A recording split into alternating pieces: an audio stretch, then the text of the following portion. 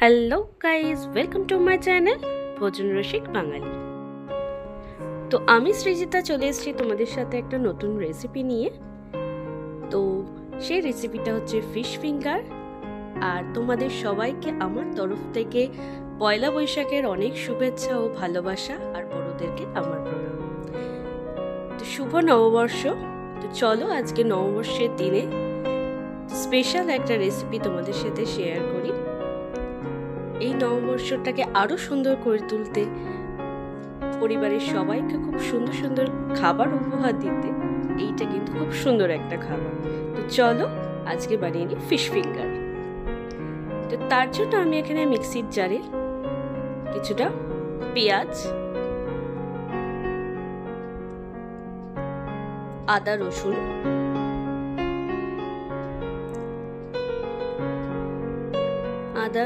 সব একসাথে, আর হচ্ছে দেব ধনে পাতা আর পুদিনা পাতা। এইবার কিন্তু এর মধ্যে আমি দিয়ে দিচ্ছি কাঁচা লঙ্কা। তোমরা তোমাদের ঝাল মতো কিন্তু এটা দিও। দেন আমি এটাকে একটা পেস্ট বানিয়ে নিচ্ছি।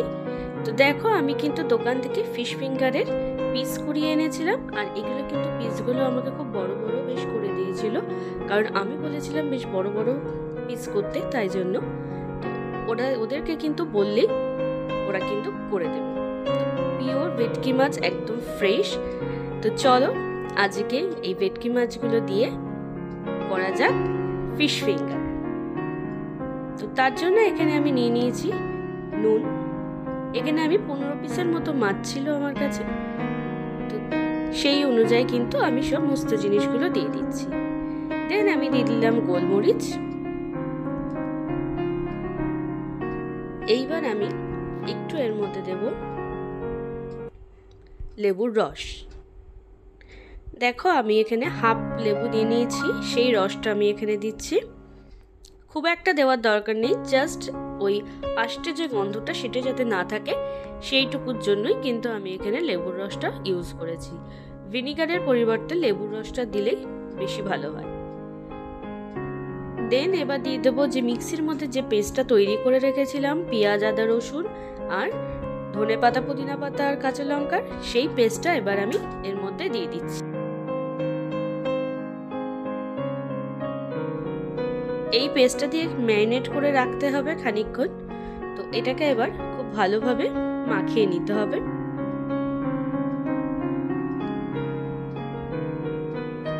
দেন এটাকে আমি ভালো করে মাছগুলোর সাথে কিন্তু খুব ভালোভাবে মিশিয়ে নেব। তো দেখো, প্রত্যেকটা মাছের গায়ে যাতে এটা ভালো করে লাগে সেই টাইমটা কিন্তু দিতে হবে। এই যে আমরা মেখে এটাকে কিন্তু মিনিমাম 45 মিনিট থেকে 1 ঘন্টা ম্যারিনেট করতে রাখবে।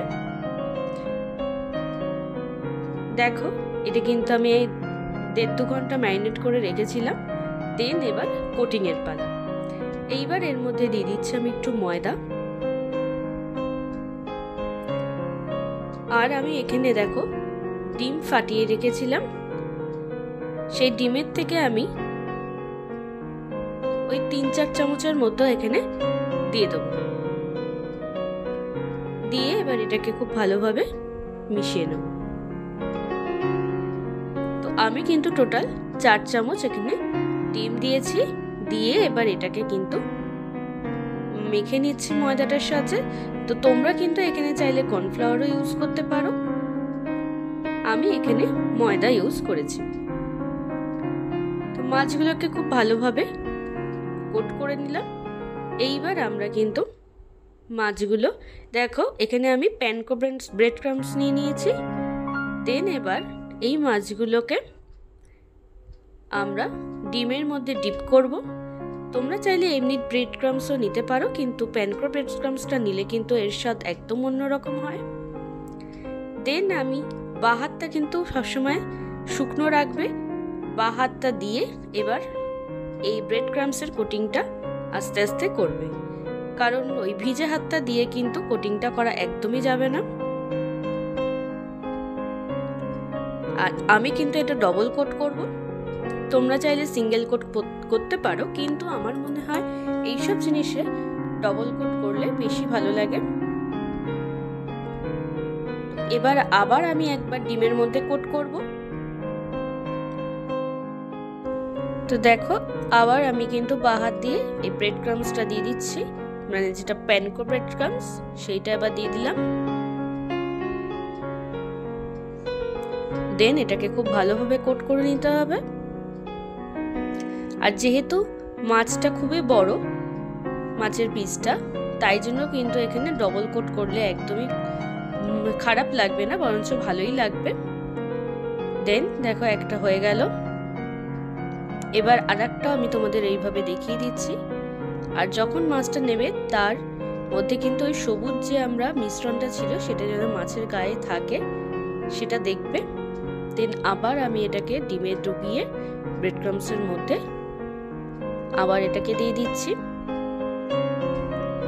তোমাদের সুবিধার জন্য আমি এটাকে বারবার করে দেখিয়ে দিলাম যে কিভাবে করবে, কারণ একা এটা কিন্তু করাটা একটু ডিফিকাল্ট হয়ে যায় একজনের পক্ষে। তো তাই জন্য চাইবে সবসময় বাঁ হাতটা যেন শুকনো থাকে। তো দেখো এখানে কিন্তু এটা আমার হয়ে এসছে। এইভাবে কিন্তু বাকিগুলোকেও করে নিতে হবে, এইরকম ভাবে একটু চেপে চেপে দিতে হবে। দেন দেখো এটা কিন্তু রেডি হয়ে গেছে। এইভাবে কিন্তু আমরা প্রত্যেকটা ফিশ ফিঙ্গার তৈরি করে নিচ্ছি। এটা আর একবার আমি ডিমের মধ্যে কোট করলাম, আবার এটাকে ব্রেড ক্রাম্বসের মধ্যে দেব। এইভাবে কিন্তু আমি প্রত্যেকটা দিয়ে নিচ্ছি দুবার করে। একবার করে রেডি হয়ে গেলে দেন সেকেন্ড টাইম আবার আমি ডিমের মধ্যে কোট করব। আর প্লেটটা একটু বড় নেওয়ার চেষ্টা করবে, তাহলে এটাকে কিন্তু কোটিংটা করতে সুবিধা হবে। তো দেখো খুব সুন্দর করে কিন্তু কোটিংটা হয়ে গেছে। এইবার দেখো তো আর একটা কিন্তু রেডি করে ফেললাম। তো এইভাবেই কিন্তু আমি এই ফিশ ফিঙ্গার গুলোকে রেডি করে নেব। দেখো আরো একটা কিন্তু আমি কোটিং করে নিয়েছি। এইভাবে একটু চেপে চেপে তোমরা কোটিংটা কিন্তু করে নেবে। তো এইভাবে আমি বাকিগুলোকেও করে নিচ্ছি। তো দেখো আমার কিন্তু এগুলো তৈরি করা হয়ে গেছে ফিশ ফিঙ্গার গুলোকে। আর তোমরা চাইলে এইভাবে কোট করে কিন্তু এগুলো ফ্রিজে স্টোর করে রাখতে পারো 1 থেকে 1.5 সপ্তাহ অবধি। তো চলো এবার ফ্রাই করার পালা। তো দেখো আর অবশ্যই এটাকে কিন্তু একটু সেট করতে ফ্রিজে রাখবে, অন্তত 15 মিনিটের জন্য ফ্রিজে হলেও রেখে দেবে, তাহলে দেখবে খুব সুন্দর একটা কোটিংটা চলে আসবে। দেন এবার ফ্রাইয়ের জন্য আমরা ভেজে নিচ্ছি।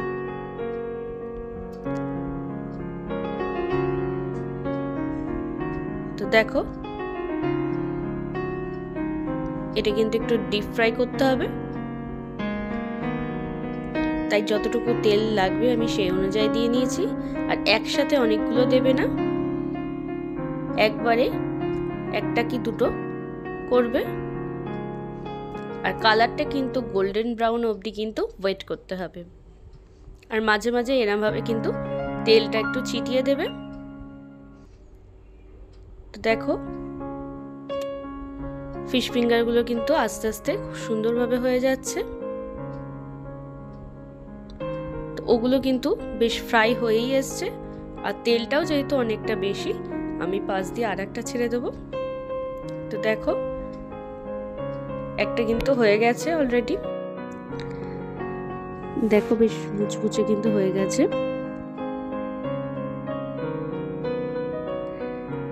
এগুলো এবার আস্তে আস্তে কিন্তু ভেজে নেব, আর অবশ্যই গোল্ডেন ব্রাউন করে ভাজতে হবে।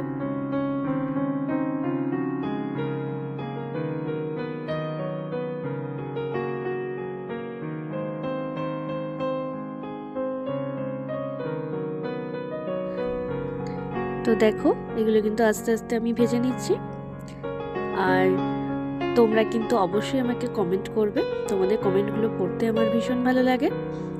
তো সবাই কিন্তু কমেন্ট করে অবশ্যই জানিও তোমাদের বাড়িতে নববর্ষের দিন কি স্পেশাল রান্না হয়েছিল। তো চলো এগুলো এবার আস্তে আস্তে ভেজে তুলে নেওয়া যাক।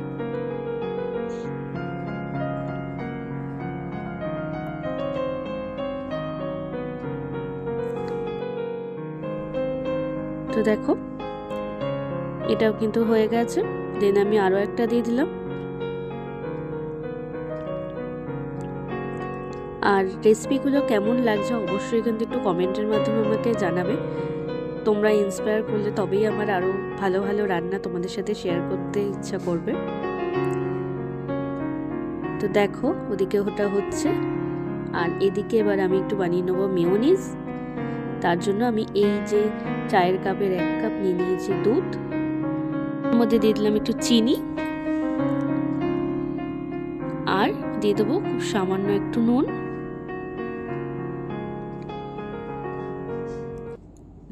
আর দেব এর মধ্যে একটু গোলমরিচের গুঁড়ো।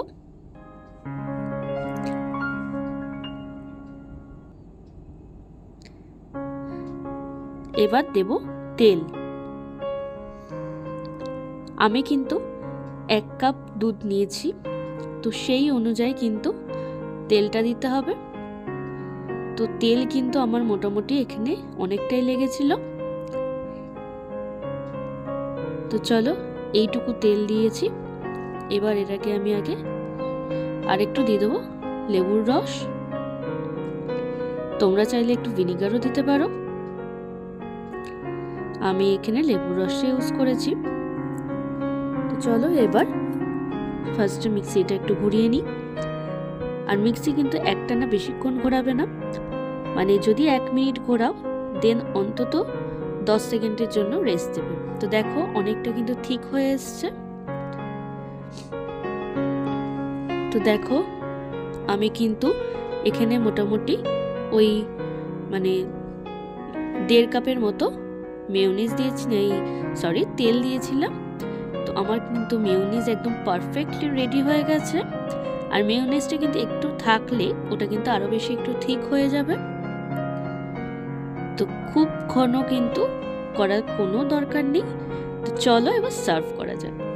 তো দেখো ফিশ ফিঙ্গারের সাথে কিন্তু মেয়োনিজটা জাস্ট অসাধারণ লাগে।